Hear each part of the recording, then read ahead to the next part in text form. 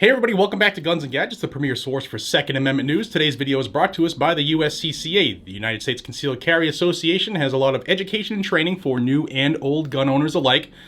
Unfortunately, I'm in that old category now, but not because of age, because I've been in the game for a while, and I think you'll benefit from information there, from basic information all the way to what would happen if the police respond when you have to, God forbid, make that decision to protect yourself. And as part of being a member, you actually get self-defense liability insurance, so you'll be prepared for when that happens. So check them out down below. It's uscca.com/GNG. It's what I use for my family, and I think that you should at least take a peek at it. Check out the link. If it's not for you, it's not for you, and you can cancel it any time and get your money back. So thank you to USCCA for being a big sponsor of the channel. Let's jump into the new... the Democrats, they want to tax everything. They want to take all the dollar bills from all the gun owners and use it for magical, mystical things that will create their proverbial land of unicorns and rainbows. And what I'm going to show you on the screen here is the next, the next installment of that. This is HR 6575. And this was submitted on February 2nd, and the printing of the bill just came out, so that's why I have it here for you. And this was sponsored by U.S. Rep. Nydia Velasquez of New York.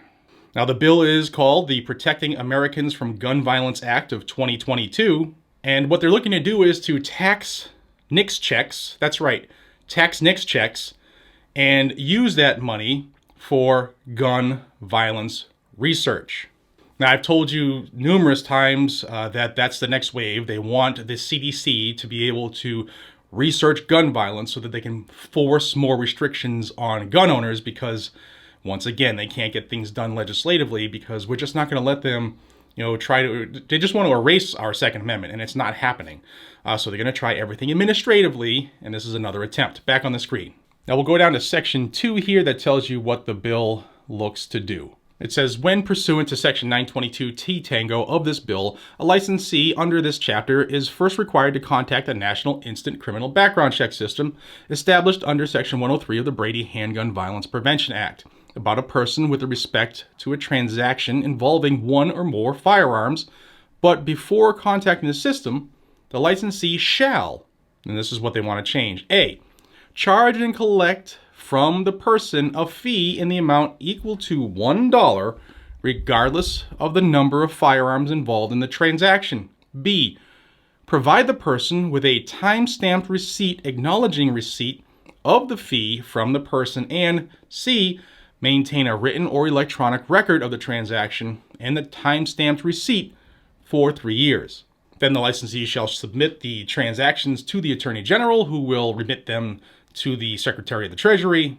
And of course, there's penalties, because this is our government. They just want to punish people for for not following the rules they make up arbitrarily. And the penalty with respect to each violation by a licensed manufacturer, importer, or dealer, the Attorney General shall, after notice and opportunity for a hearing, impose a civil penalty of $2,500 on the licensee.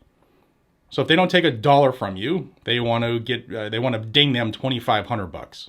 And we'll go down to the CDC research on gun violence. They want to change Section 391 of the Public Health Service Act by adding at the end the following new subsection. C, gun violence research. In carrying out subsection A, the Secretary shall conduct or support research described in such subsection relating to gun violence. And this is how they're going to dole out the money. The first $10 million shall be available without further appropriation to the Centers for Disease Control and Prevention to carry out Section 391 Charlie of the Public Health Service Act as added by Section 3. The next $5 million shall be available without further appropriation to the Attorney General for the operation and maintenance of the National Instant Criminal Background Check System established under Section 103 of the Brady Handgun Violence Prevention Act.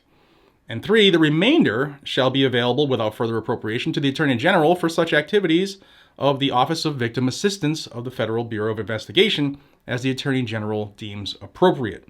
And of course, they add another section that if you fail to report a lost or stolen firearm within 48 hours, then you shall be fined $10,000 or imprisoned for not more than 1 year or both with respect to each firearm involved in the violation.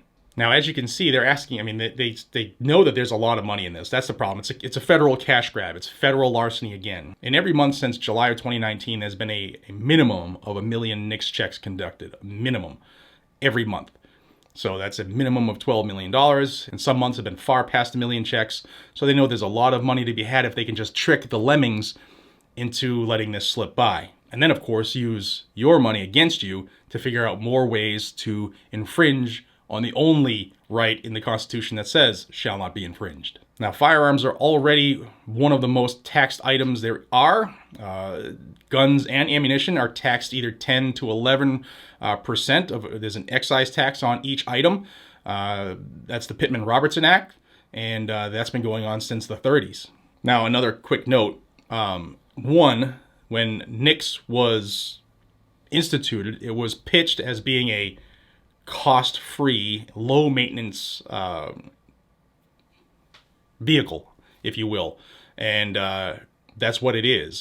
They don't need to put millions of dollars into the NICS system. It's just a way to steal your money, guys and gals, and use it against you if you're a gun owner. The second thing is, if this were ever to get passed, and keep an eye on it, because it's talking about money here. So there's a lot of Democrats and Republicans alike who just love that money.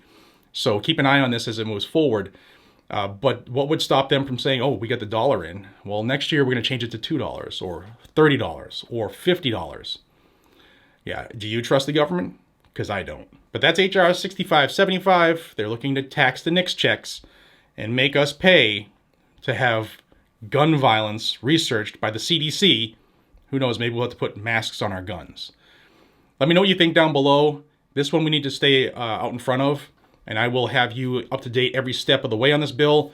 All you got to do is stay subscribed to the channel, check your subscriptions if you're new here. If you want to stay up to date on Second Amendment infringements as well as victories on a daily basis, please hit the subscribe button down below. I'd love to have you be a part of this growing freedom family. Until we see each other again, be safe, stay vigilant, and carry a gun to keep you, your friends, your family, your community safe. And a gun on your hip is more effective than a cop on the phone. And we are the new Sons of Liberty. Take care, everybody.